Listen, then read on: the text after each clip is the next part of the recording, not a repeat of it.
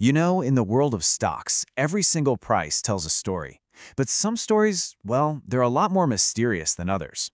Today, we're taking on the case of ONDS. So put on your detective hats with me, because we're about to crack the code hidden inside its numbers. And it all starts right here, with this number, $6.29. That's where ONDS closed up shop. It looks simple enough, right? But trust me, this is the central clue in our whole investigation today. Because a stock price is never just a number. It's the final score of a huge battle, a tug of war between buyers and sellers, between hope and fear. So the big question is, what kind of story is 6.29 telling us? To figure that out, we're going to have to become financial detectives. Our mission, should we choose to accept it, is to follow a trail of technical clues, piece them all together, and finally uncover the real story hiding behind this stock.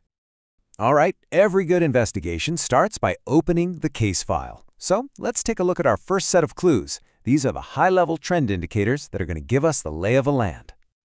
And wow, our first clue is a big one. The Aroon indicator, it basically tells us if a stock is hitting new highs or new lows recently. And right now, it's screaming a warning. The Aroon Down signal is at 100. That is its maximum possible strength.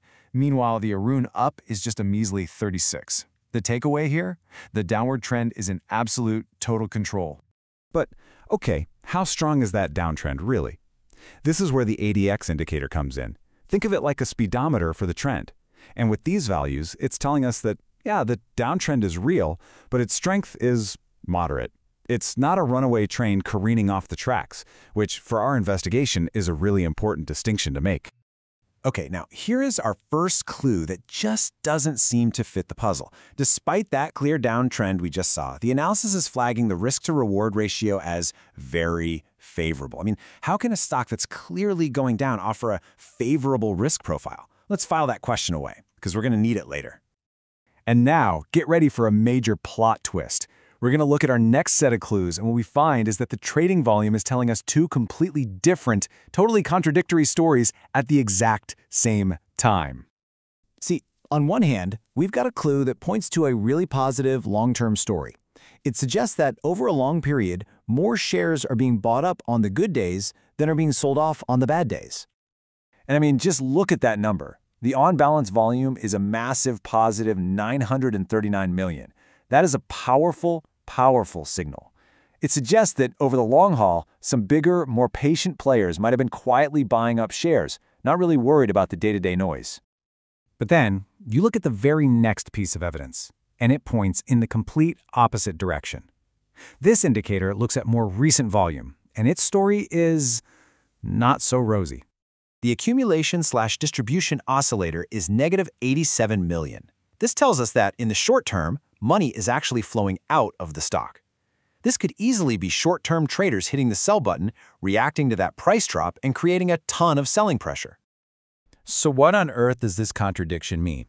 Well, it points to something we call a volume trap risk. This is a tricky situation where that nice, positive long-term picture might be hiding a really dangerous short-term reality, potentially trapping investors who aren't looking closely at both sides of the story. This is what makes our case so complex and so interesting.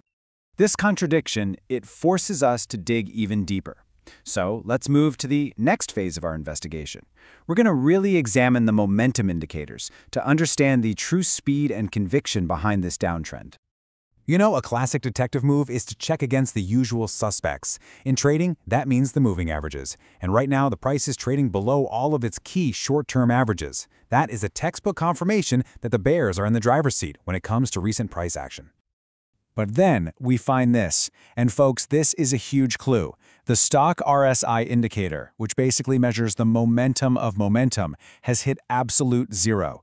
Not close to zero, actual zero. In technical analysis, when an indicator hits its absolute minimum, that is a very, very loud signal. This signal points directly to what's called an oversold condition. Essentially, the selling has been so relentless that the stock might be running out of people left to sell. Think of it like a spring being compressed all the way down to its limit. At some point, it's primed to bounce back. It's yet another fascinating contradiction in our case. So, does that mean a bounce is about to happen? Well, not so fast. Our final momentum clue comes from the MACD, a really popular tool for this stuff, and it's telling us that the downward momentum is still very much in charge. With the MACD line deep in negative territory and way below its signal line, this indicator confirms that, for right now, the bears definitely still have the upper hand.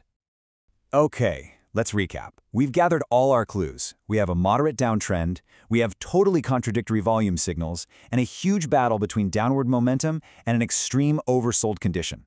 It's time for the final act, mapping out what could happen next based on all this evidence.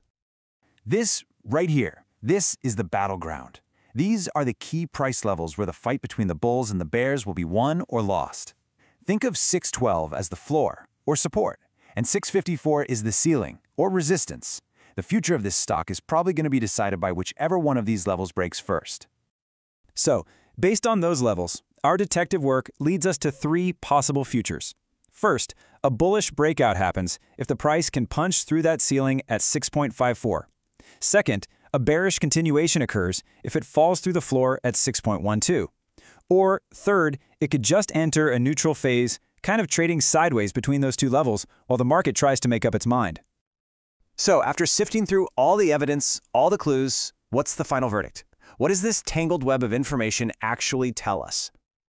Well, the verdict is that this case is defined by tension. It's all about contradiction. We have a confirmed downtrend, but it's not super strong. We have positive long-term volume fighting against negative short-term volume, and we have this powerful downward momentum clashing head-on with an extremely oversold condition, all while the analysis somehow suggests a favorable risk/reward. It's a real puzzle. Which brings us to the one final question at the very heart of this detective story. Based on all of this conflicting evidence, is ONDS a falling knife that's just too dangerous to try and catch? Or is it a coiled spring, compressed to its limit and just waiting for the right moment to explode upwards? The clues are all on the table. The market is going to write the final chapter.